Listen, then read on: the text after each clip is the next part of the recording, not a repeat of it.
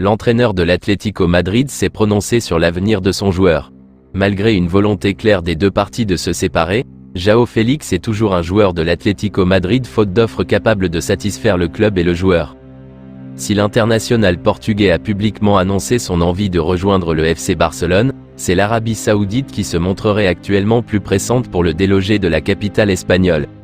Pour autant, l'offre de prêt formulée par Al Hilal n'a pas convaincu les colchoneros, qui aimeraient plutôt s'en séparer définitivement.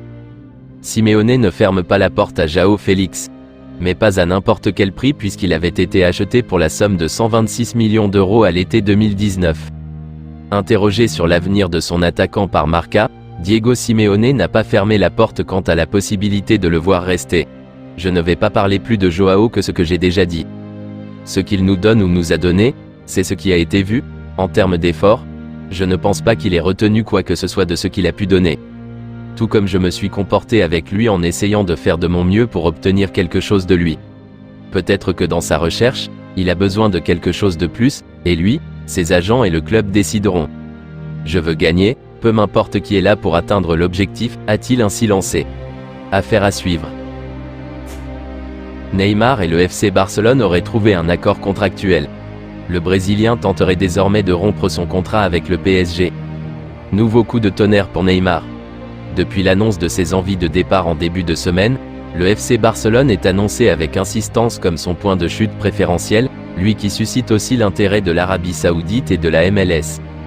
Pour autant, l'international brésilien aurait bel et bien trouvé un accord contractuel avec le Barça avec à la clé un salaire annuel de 13 millions d'euros net et un contrat de 2 ans, plus une autre année en option, à en croire les dernières informations de José Alvarez. Pour autant, l'opération serait encore loin d'être bouclée. Une arrivée libre et des départs nécessaires?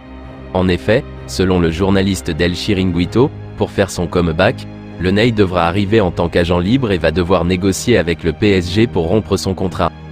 C'est d'ailleurs ce que serait en train de faire le joueur selon les informations de Fabrizio Romano rapportées par Mundo Deportivo. En plus de ça, le champion d'Espagne va quant à lui devoir vendre afin de faire de la place aux Brésiliens dans sa masse salariale. Autant d'éléments qui laissent penser que ce feuilleton est encore loin d'avoir rendu son verdict. Le FC Barcelone serait très proche de boucler la signature de João Cancelo en provenance de Manchester City. Intéressé par un nouveau renfort dans le domaine offensif qui pourrait être soit Neymar soit João Félix, le FC Barcelone ne ferme pas non plus la porte à l'arrivée d'un latéral droit. En ce sens, la priorité de Xavi se nommerait toujours João Cancelo, indésirable du côté de Manchester City et qui n'a d'ailleurs pas pris part la semaine dernière au Community Shield contre Arsenal. Mieux, l'affaire commencerait à sentir très bon pour le champion d'Espagne en titre. Cancelo tout proche de signer au Barça. En effet, RAC1, par l'intermédiaire de Juan Pocci, se montre même on ne peut plus clair. L'international portugais signera au Barça d'ici la fin du mercato. Le Barça va signer Cancelo, c'est le poste le plus urgent à couvrir. Je n'aime pas le joueur à cause de son caractère, mais c'est l'option que veut Xavi, a-t-il ainsi expliqué.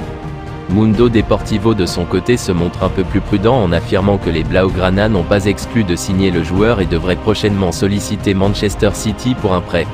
Affaire à suivre.